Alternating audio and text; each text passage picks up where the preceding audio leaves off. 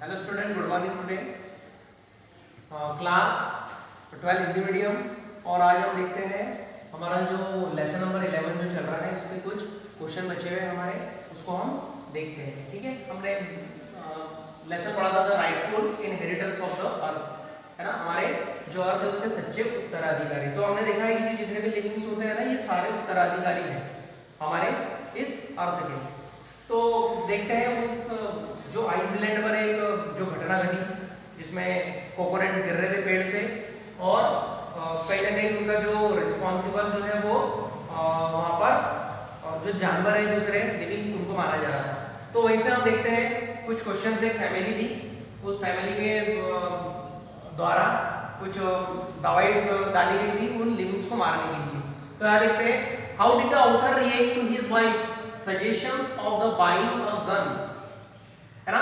जो लेखक है उनकी जो वाइफ थी उन्होंने एक सजेशन दिया, एक राय दी उनके हस्बैंड को कि वो क्या खरीदे, गन खरीदे, है ना। तो उनका क्या रिएक्शन था, लेखक का क्या रिएक्शन था इस पर, तो देखते हैं हम।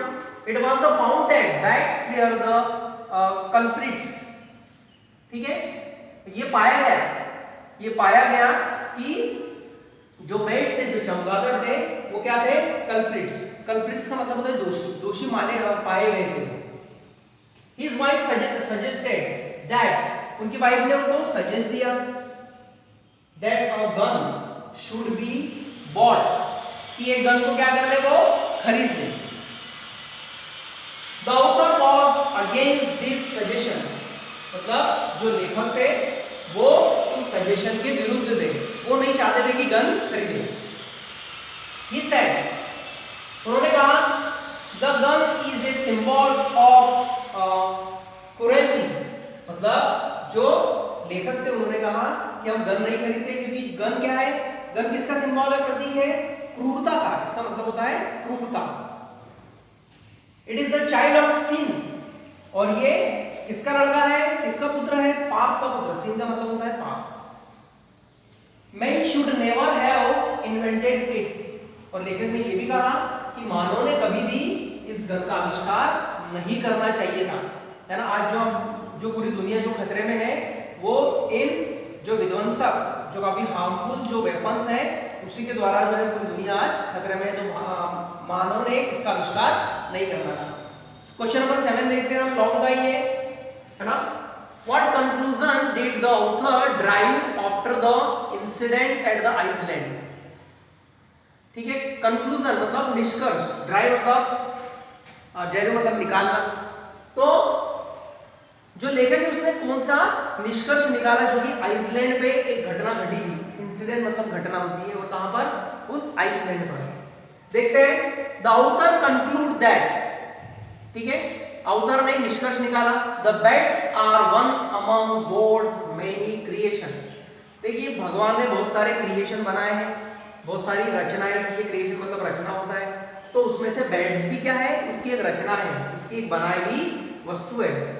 Let us be satisfied with what we get after they have taken their share।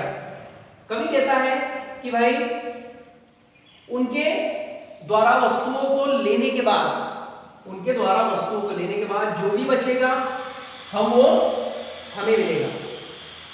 ठीक है ना, उन्होंने उनका शेयर ले लिया और उसके बाद जो बचेगा वो हम ले लेंगे, क्योंकि उस पर उनका भी अधिकार है।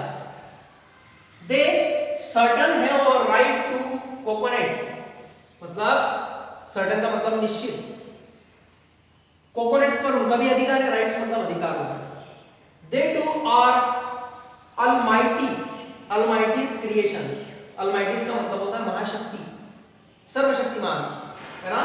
तो वो भी जो है महाशक्तिमान जो गॉड है उसकी बनाई हुई एक रचना है वो भी।